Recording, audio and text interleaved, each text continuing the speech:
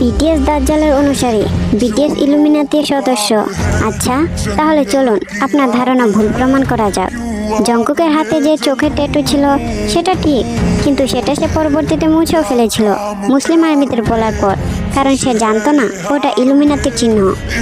আর যে পিকগুলো আপনি দেখালেন ওগুলো 99% পিকই এডিট করা। তারা ভিন দেশে থাকে, তাদের চালচলন ভিন্ন, বিশেষ করে তারা সিঙ্গার, তাই তাদের সং এর এমভির জন্য বিভিন্ন ধরনের অ্যাক্টিং এবং পোশাক পরতে হয়। তাদের সেই অ্যাক্টিংও আপনি বাস্তব বানিয়ে দিলেন। How funny.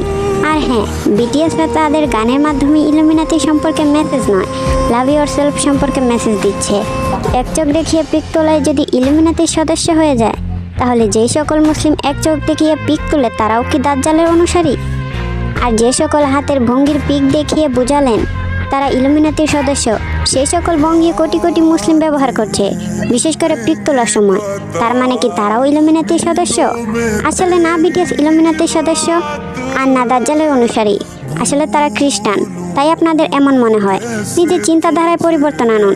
হ্যাঁ, আমরা জানি তাদের অনুসরণ করা হারাম, কিন্তু তারা প্রকৃত মানুষ, দাজ্জালের অনুসারী নয়।